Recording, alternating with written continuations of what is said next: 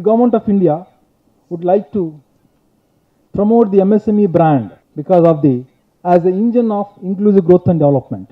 Widespread growth, dispersed growth in the country, inclusive growth in the country is possible to this engine of MSME. Why do we say so? These are the factors, some of which will rightly enable us to call the MSME sector as the engine of inclusive growth and development. The size. There are about 29.8 million MSMEs today and providing employment to 69.5 million persons. And the share in GDP is around 8 to 9%. And share in manufacturing output, 45% comes from the MSME sector. And in export, they have a share of 40%. And another comforting factor is, whereas the industry average growth rate is, long-term growth is around 6.5 to 7%, the MSME sector is contributing around 13% growth rate. A higher growth rate than the medium and than the larger enterprises, or the general average.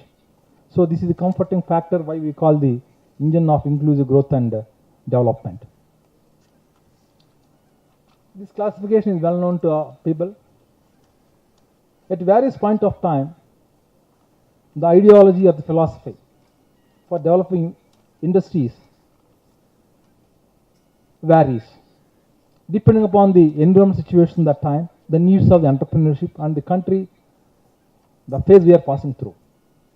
The current thinking in the Government of India, which is underlying, if you closely observe the schemes, is this.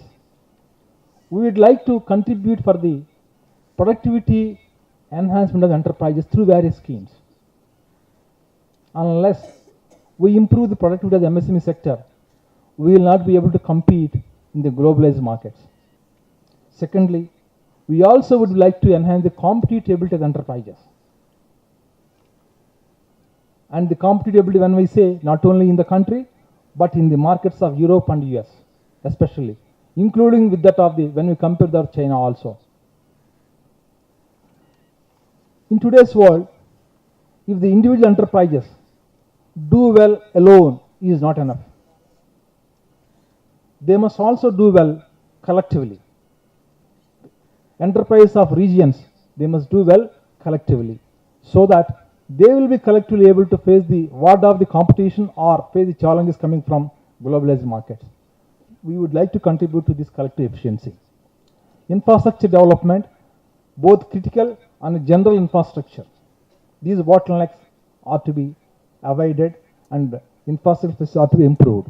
I said only 49 sectors we have identified, but there are several other sectors are there. If any enterprises feel that we have excluded, something is not available in the list, they can submit a small, simple application to us. It will look into, and if we add to the technology upgradation, those machinery also will be enlisted under the scheme. For quality, development of quality system, etc., if an enterprise goes for ISO 9000 and 14001, etc., we give reimbursement to the tune of 75,000 rupees. 75% expenditure or 75,000 rupees, whichever is lower. And similarly, for enhancing the marketability of the products, especially in international exhibition, etc., an enterprise participate in the exhibition, we reimburse up to 1.25 lakhs by way of airfare or stall rent. 75% to general category. Women entrepreneurs, we are reimbursed 100%. Ms. Bor, you are calling the magic bullet cluster approach. This is the scheme we are having for that magic bullet which we would like to give to the clusters. Believe me, Government of India is prepared to give 250 million rupees, 25 crores, to clusters as grant in aid under the scheme, Micro and Small Enterprises Cluster Development Program. And the support is for preparing the studies required by the enterprises by way of diagnostic study, detailed project report, and for having a common facility center. The common facility center can be for an R&D center, a testing center, a critical component production center, a tool room, or a effluent treatment plant, where individual enterprises are not able to afford the investment. R&D is risky. Laboratory may be sometimes capital intensive. Some critical machinery required, large capacity machinery required, may be capital intensive. This, if 20 or 25 enterprises come forward, the government of India will give a grant in aid of 70% on the 70 to 90% on the project cost of 15 crores.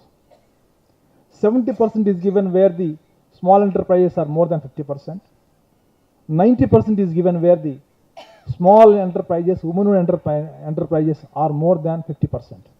In the sense, 13.5 crores can be given as grant in aid for setting up a common facility center in clusters. Similarly, we have a infrastructure development program clubbed with the cluster development scheme. Government agency like LeadCap, APIC, etc., if they come forward, in a project cost of 10 crores, the government of India will be giving grant in aid of 60 to 80% for developing the industrial estate, developing the roads there, power lines, water supply lines, including effluent treatment plants.